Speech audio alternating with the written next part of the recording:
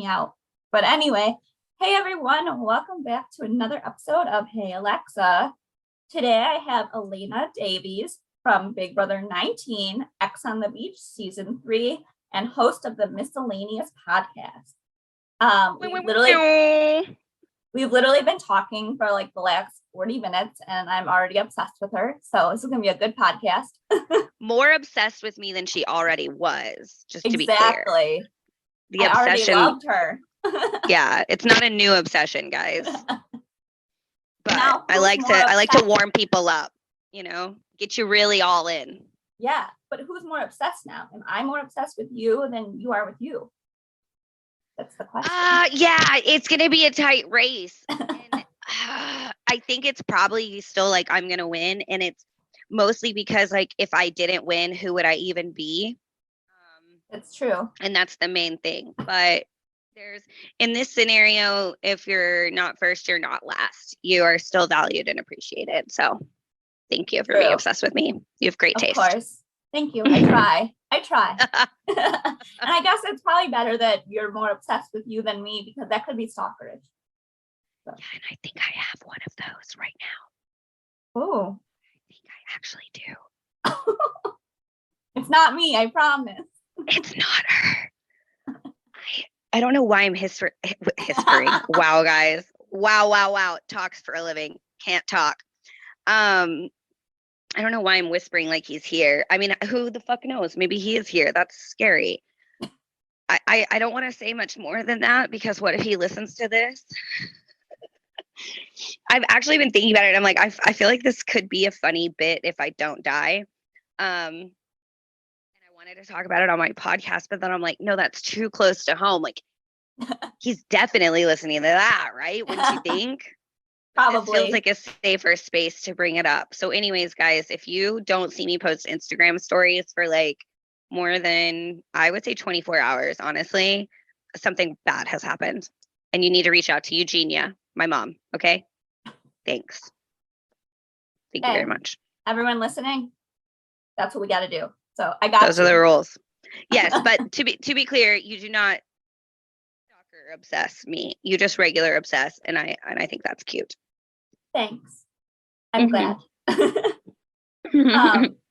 So one of the things that I obviously seen you on Big Brother. That was where most people came across you. How was that whole experience?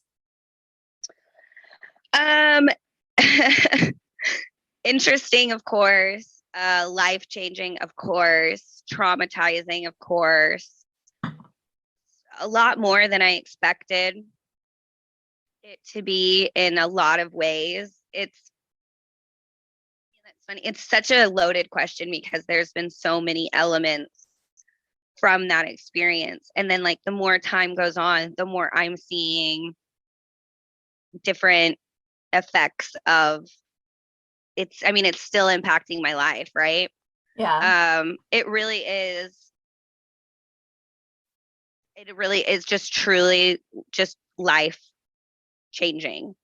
And I think 4 years out from filming Big Brother, and I always thought, because it was so consuming at the time, right? Like you start casting for the show, it consumes you. Like casting for the show is months long, doing something every day. Like it is a fucking process. I am certain people get into MIT easier than they get on to Big Brother. Just based, not like the qualifications of anything. Like obviously you don't need to know how to get to the square root of the alphabet to get on Big Brother, but how much is involved? Yes, like how much is involved, and then you're doing Big Brother for over 100 days, like 115 days sometimes in total. You're completely gone, and that is your only life. There is no, like, at least when you're casting, you have to work again, and then you've got the family cousin's birthday, and then this and then that, and you go get drunk. Like when you're doing Big Brother, unlike any other reality TV show, there's no break. You get no like time off. You don't get to go to the green room. You don't get to have a minute with the cameras off or any alone time. Like it is all you do. Then after that, same thing. You're plopped back into your quote normal life, except for it's not normal anymore. And it consumes your life. Yeah. I thought for sure that would kind of wear off over time. And in a lot of ways it has, you know, like I don't get stopped every 10 steps on the street and people aren't asking me about my game moves at the grocery store.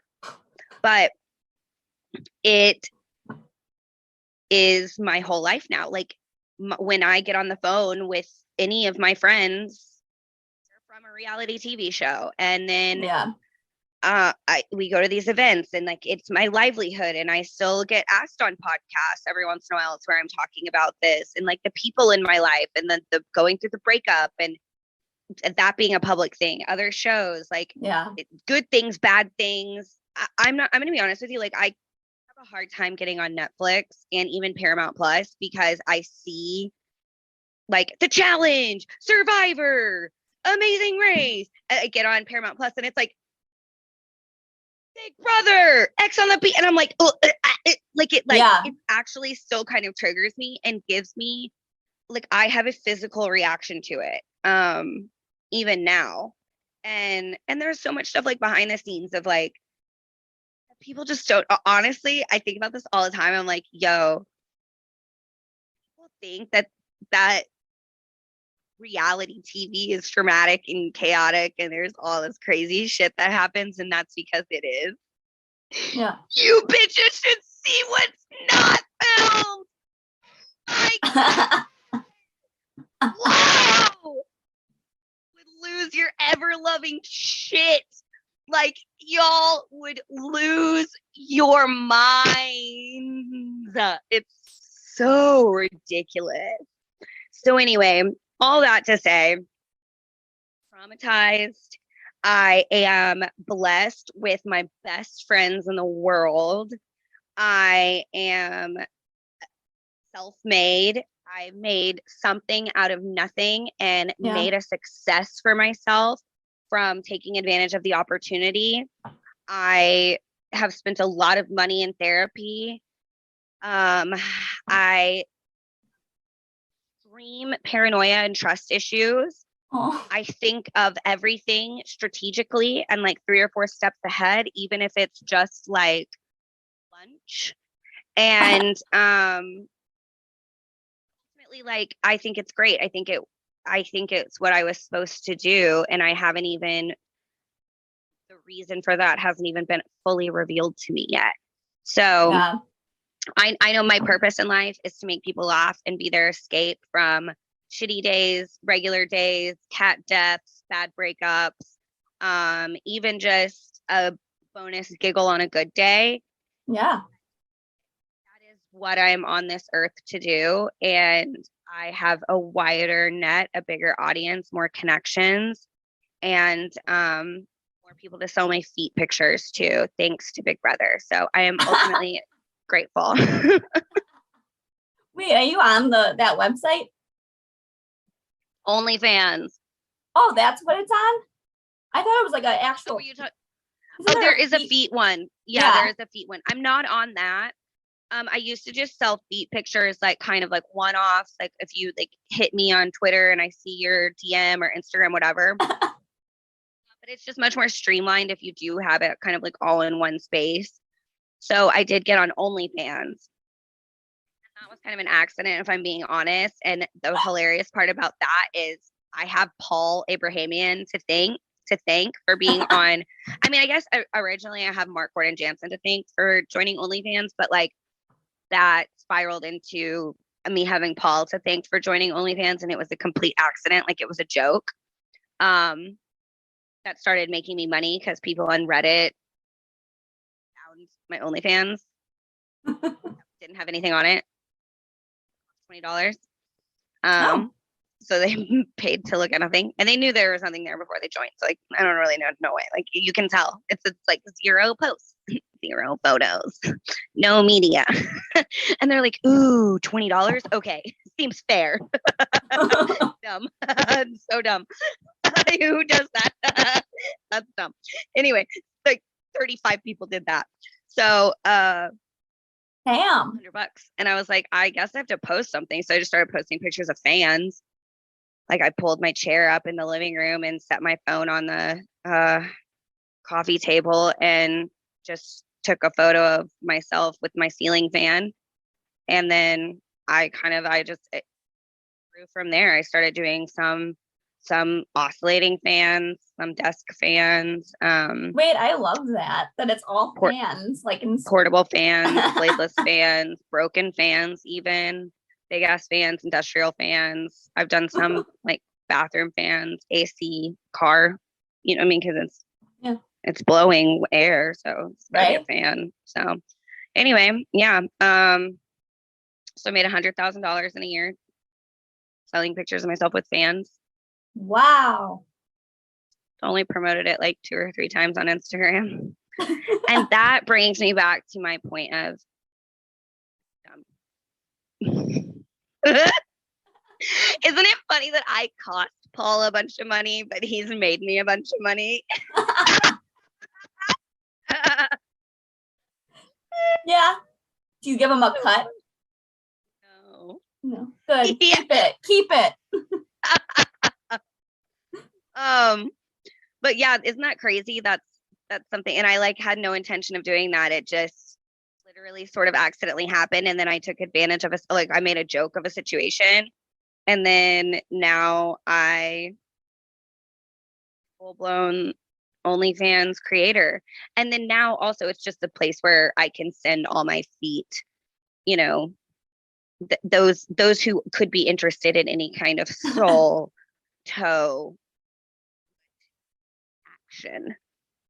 You could also do your feet with a fan. I do. Yeah, no, I do sometimes because I'll put that on the feed sometimes, like on the main feed. But it's not a full blown scam, and I don't say scam like it's a scam. I say scam like the way that other people would call it a scam. It's not a scam if my fucking OnlyFans bio says me and fans, literally OnlyFans, oscillating, ceiling, industrial, broken, blade. Like it tells you right there. But I do have some like pretty sexy pictures with some fans. You know what I mean? Like it's not all ugly selfies and like fully clothed, you know, weird squatting poses at the Mexican restaurant down the street, you know, when they're cleaning up a spill. It's some sexy fan photos. And then every once in a while, I'll do like a sexy photo shoot and I'll sell like packages of the photos, and those don't have fans in them, but they're not on my main feed, so it's fine. Oh, I love you. You're so so I'm ridiculous. But that's what paid off my medical bills. So holla. There you go. Speaking of your medical bills, you have talked a lot about it on like Instagram and like on your stories. You had a couple surgeries. This wasn't it? It's been 3 surgeries, right? 2, 3. Yeah. In life, I don't even know. But this year, or I guess not this year, because it's 2022 now. Yeah, last year. I've had 0 surgeries this year. Me too. Internet high five. Woo! Health queens. Yes. So I did start the year. Well, actually started the year with this god awful last year, 2021, very rare virus that lasts like 3 to 12 months. And one of the main symptoms of it is a full body rash, and not just like little bump rash. It's like big, quarter size, kind of looks like ringworm. TBH. Miserable. And then right when I healed from that was when I like boob, because I had a breast reduction surgery a couple of years back, and there was a complication with my right one, and it was getting to the point where I was like, okay, what's going on here? Found out I had to have that repaired, surgery. And then before I was even done healing from, and they had to do both boobs because if you want them to match, you know, that's one of the things. So I haven't used my arm for a month, like been trapped in bed, and by the end of the next month, I was in and out of the emergency room for a week in like extreme pain. I can't, there are no words. You probably understand the sentiment. Knowing what was going on, and it turned out that a disc in my cervical spine had completely came out of my spine and turned into goo. I mean, I don't know the medical term for that, but basically was sitting, all of it kind of like, I don't know, like spread out, and was sitting on all my nerves on my left arm and hand. So I couldn't feel my arm and hand for a while. Honestly, probably should have gone to the doctor sooner. But then whatever happened at this end of April, it was bad. It's like that night, the disc came all the way out. It wasn't just hanging on by a thread. It was like, it was out. And so anyways, we had to do emergency spine surgery, replace my disc. Now everyone thinks I have a hickey on the front of my neck, which is cool, I guess, because it's like, I appreciate that you think I'm getting some. I'm not. Furthermore, who sucks on that part of my neck? Like, it's just like front and center. You know what I mean? Like, and all the time. And all the time. Like day in, day out. If it starts to fade, they are num right back at it. And I just, it's a for me. Yeah, I've never heard of that, but okay. Okay, yeah, sure. Absolutely. I respect it. Respect the unexpected, but not for me. That's just not something I like to do, especially so consistently. It's getting better. It's healing. I almost have feeling back in my left hand. The scar looks way better than it used to. So, I mean, the hickey looks way better than it used to. And look at what my body can do. Look at me. I'm a survivor. Okay, I can do anything. I agree. No, they like, even if you would have went to the doctor like ahead of time, they might not have even been able to do anything yet, because they really don't do surgery unless you like have to. Yeah, I have a few disc issues from the car accident, so like there's a few bulging, but like nothing they can really do. Right. But I sometimes get the symptoms and all that. Oh, like the nerve symptoms. Yeah. So and I was going to the chiropractor regularly. Like, people, like, this medical professional knew that I had some was that your mom? Mom, come back. I want to wave it. I made Alexa stop the podcast so I can say hi to her mom. Sorry, guys. Just took our short break, but we're back. We're back. We're back. That would be a great time to insert like an ad clip in the future. So when Amazon ever does come sponsor your podcast, hey Alexa, there you go. Yes, Amazon. Hear us, Amazon. We want you to sponsor this podcast. I believe I was talking about my poor surgery. Luck in the health care department. But yeah, so I was going to a chiropractor. I was getting like treated for this pain I was in. And then, yeah, there really, I guess, isn't anything to do unless you find out, like, you do get an MRI done and see that something is bad enough for a fusion or whatever. Mine just decided to wait until it was past the fusion thing and left my spine completely. So that's kind of like the way I do things, like Ripley's Believe It or Not style. My surgeon came back after surgery and was like, that is the biggest herniated disc I have ever seen in a cervical spine in 35 plus years of practice. And it was fine. He was like, I don't understand how you can walk. And I was like, wait, Dr. Cho, I'm a fucking miracle. Yes, you're a non-walk or walking miracle. Miracle, an actual literal walking miracle. Wait, so something similar happened, not like similar, but in a way happened to me. So this was 2018, I think it was. I was like walking in my neighborhood at night and my foot went out on me and I fell into a ditch. So my right foot, which is my driving foot, broke. And then I fell on my left shoulder, which I'm a lefty. And so I was in the hospital. No. Yeah. So horrible. And my luck. This is my luck. So I was walking. So I went to the hospital. They said my foot was broken. I had like this part right here, the fifth metatarsal. And then they just said I had my shoulder just bruised. There was no, like, nothing was wrong. And I was actually in more pain in my shoulder than my foot. So like a week later, I had to go to an orthopedic. They never even did new x-rays or anything. And they just said it's like a separated shoulder. So like I was in a sling for like 6 weeks. And they said I could take like 6 months to get better. So it was like 6 months, like 7 months later, and I'm still in just as much pain as I was like day one. And so I just kind of figured it's my chronic pain, because that's what happens is like my central pain. It's like my brain decides it wants to affect this area. So I figured I'm just going to I have to deal with it. But I went back to another orthopedic who took new x-rays. And like after I tried different medicines and everything, they had to do like this distal clavicle, which is where they cut a piece of the clavicle off because it was the AC joint. Well, apparently there was a piece of broken bone floating around that never got picked up by the new MRI. So for 10 months, I had literally a piece of broken bone floating around my shoulder. And I just figured it was my chronic pain. So they got your like floating shoulder. Yeah, they took thing it out out. and everything. Yeah, they took that all out. And God. like and now it doesn't hurt. No, it still does. Not as bad, but like I think it's more like I think it's arthritis now, because sometimes I hear it clicking. Like it'll like I feel it like shifting or something in my sleep sometimes. Like I'll feel it like moving.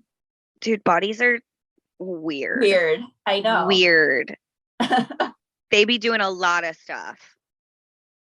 And if they're like it's like they help you, but then they also torment you. So I know, right? Like, I'm like, God bless you for all that you've been through and all that you've done for me, but also kind of like just a couple follow-up questions. What the fuck? Right? Like, why are you doing this to me? But also, thank you for doing this to me.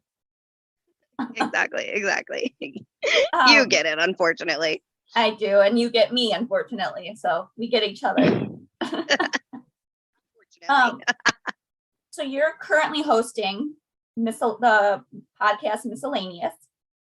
And I love the way it's like with your name in it. I think it's like literally perfect. I think it's so funny. Thank you.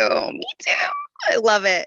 Where did the whole idea, like, where did everything come from? So before Big Brother, I was actually a radio personality.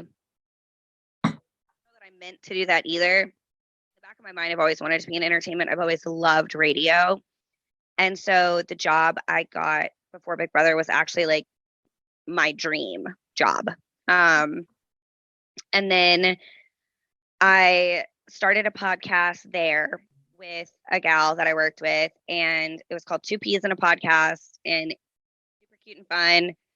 Got to produce and edit and like do the whole thing myself, and then got the Big Brother opportunity. So I was hoping that I would come off Big Brother and get maybe offered a different radio job or something. And as it ended up happening, I'm a full-time content creator, and then a year or so later launched my own podcast. And I've always thought that I always loved the word miscellaneous because I was like, it has my name in it, like since I was a kid. And my name's Elena. Like, you don't run across a lot of things that, like, I ain't never seen a keychain with my motherfucking name on it. And, you know, like, nothing ever rhymes with Elena. Like, so this to me, as a like 9-year-old, I was like, what a cool word. I just liked it.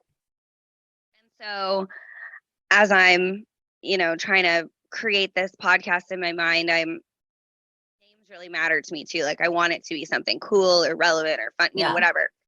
And so I loved it. Just like when that floated across my little mind again, I was like, that's it. That's the one. And went full circle. The radio show that I used to work for, their network now hosts my podcast. So I still get to work with them. I still get paid by them. Like, the CEO still signs my checks. And I still kind of feel like I'm part of that family. That was honestly my real, actual first start, Yeah. Like I say, Big Brother was life-changing. And the only reason I really hesitated in any of that conversation was because for me, I don't know that I would have gotten to Big Brother if it hadn't have been for Kid Craddock and the morning show, the radio show. So that to me was my like catalyst to life change. But the magnitude of what Big Brother has done and how it's impacted my life is so much greater. What you can see like tangibly more so. But yeah, now it's just cool because I get to do this, what I've always wanted to do essentially, but for myself. I don't have to answer to anybody. I can say the F word as much as I want. And it's all my creative everything. Like I get the control. So it really is like a dream come true. Like that's my, and it's fucking great. Like my podcast, I'm just going to go out here and say it because there's no one else here to say it and nobody is going to fucking root for me harder than me. My podcast is fucking fantastic. I am hilarious. And sometimes I even shock myself. It's like I'm just out here like blah, blah, blah, saying stuff. And I'm like, wow, that was a good one. You're hilarious, Elena. And I'm going to go ahead and say the same thing about my Instagram. I really do create some incredible content. So if you're not already following me or if you thought you hated me on Big Brother, you're probably right. But, and I'm not trying to invalidate those feelings. I can be the worst. But give me another chance, and or if you don't like me now, you just truly do have bad taste. But that's how the world goes around. We wouldn't all have good taste if other people didn't make the sacrifice of having bad taste. So Thank you for that sacrifice. But I'm funny. If you don't like me, you're not funny. Or they just have a bad sense of humor. Exactly. Yeah. Whatever. Thanks to them. So do you sometimes just like sit in your room and like just or wherever with someone and like crack yourself up? Yeah, I don't even need someone around. Like I dead ass laugh at my own jokes. Honestly. And sometimes too, it's like the same joke that I've used before, but like my delivery would just really knock it out of the park. And I'm like, ow, you're a star. We have to be our biggest fan. I believe that to the core of who I am. Like there is literally no one on this planet except for Eugenia, maybe, who could love me as much as I love myself. There's no one that wants me to win more than I want to win. There's no one that will work harder for me than me. And if you don't love yourself, then, and it sounds so cliche and silly, but once you actually get to the point where you're like, wait, I actually love everything about this bitch, you don't get it because I've been there. It really, it's everything. It has changed everything about like my mental health and my success and where I see myself. It's really just like figure it the fuck out. I don't know what else to tell you. Probably listen to my podcast or follow me on Instagram. I have some really good tips and they're like sandwiched with jokes. So I can't see how you wouldn't, get a lot from that. No, I'm at that place where I'm learning to be like that. I'm not there yet, but I'm getting there. As long as you're getting there, because I used to I think that I didn't not love myself. It's not like I would sit around all day and be like, I adore Elena. But I didn't think I didn't love myself. And now that I have gotten to this place and I can look back with a little bit of a different perspective and more clarity, I'm like, wow, you hated yourself. You just didn't see it really. And I needed other people to validate me. I needed other people to be proud of me or laugh at my jokes or guys to think I'm hot or, somebody else's mom to, give me a compliment. And now I just like truly to the core of who I am. I'm like, fuck everybody. Like if you don't like what I'm doing, if you don't care for me, if you disagree with whatever, I just don't care. Like I just really, it doesn't impact me. Like who the fuck are you? You don't make me come and you don't pay my bills. I do those things. So as long as I'm good with me and I am fulfilling what I need and not me and God are Gucci, then fuck you, man. I love that. And I have a ways to go, but I'm getting there. I'm working on it every day and I'm working there or getting there. Yeah, as long as you are, because some people don't even know that they need to. Yeah. So this is the last part of our podcast episode. And I'm doing a rapid fire, just like 5 quick questions. Okay. So what's your favorite drink? It could be anything. Gatorade Zero. Oh my God, that was It's like I forgot every drink in the world. I kept That- wanting to say I water. swear- yeah, but like, who likes water? No one. I think The mine's people that play definitely wine, Survivor. right? What's your favorite TV show? 99. What advice would you give your younger self? Fuck everybody. Love yourself. Do whatever you want. Being you is the most interesting thing about you. It's the coolest thing about you. It is your superpower. It is the only thing that you can do that no one else can do. And as long as you're being yourself 100% of the time, authentically you are perfect, because that is how God intended you to be. Okay, so be a queen. Bad bitch I shit. like that. Describe yourself in 5 words. Fuck. Okay. Sexy, hilarious, charming, abrasive.